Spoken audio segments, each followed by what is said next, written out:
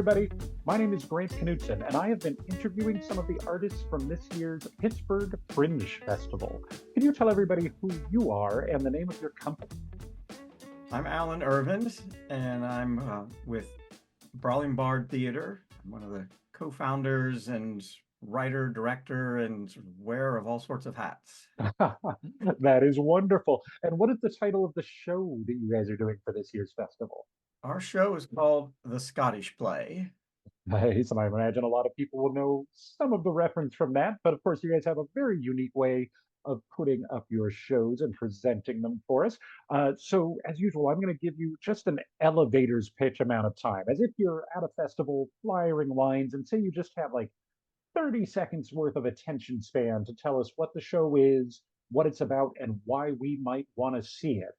What would you tell Well, we are doing, of course, Shakespeare's famously cursed play, them? and get caught up in that at the very last minute. We have cast members that don't show up and props that go missing. And most significantly, our Macbeth is not around. So the show is really about how can you do Macbeth on the fly when you have no Macbeth? About as intriguing a way as you could present that. That is wonderful. Thank you. Now, tell me, you've done Pittsburgh Fringe before, correct? We've been with Pittsburgh Fringe since the first year. Yes, There's 1 year that we missed, but we've been there every other time. that is wonderful. And have you done any other Fringe festivals?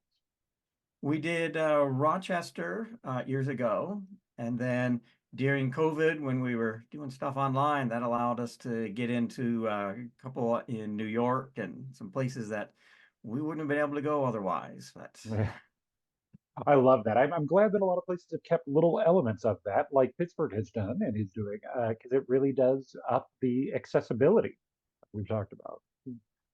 Uh, sorry, now, along with yourself, this one is an ensemble show. So who else would you like to call out as being involved in this show?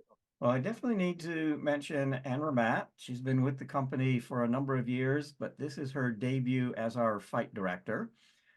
As my co-founder of the company has had to move on, and so it's Anne who has got us using all of our weapons and has done a fabulous job.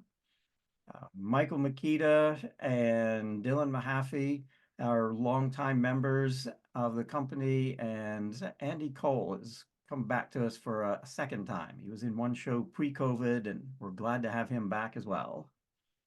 Oh, that is wonderful. Thank you. I would like to give everybody that chance, but I just know with the style of your shows, it's usually a fair amount of people that are involved, and that really helps out. Want to make sure everybody is getting their due, especially it is always nice to mention that you have a fight director because that means there's going to be fights for people to come see. Absolutely. That's one of the things we're most excited about is that we've got swords back after several years of shows without a lot of brawling in them. We got rapiers, we've got small swords, we have daggers, we have pushes, punches, kicks. This is one of our most action-filled shows, probably since our very first one. Ooh, nice. You already had it sounding intriguing, but that adds in so much for it. Well, so everybody, if you would like to see how those get integrated into a show that obviously has a fair amount of humor and improv and action in it, you're going to have to come catch it. So please come see this show and as many shows as you can at this year's Pittsburgh Fringe Festival happening April 18th to 27th. Thank you, Alan, and thank you, everybody, for watching.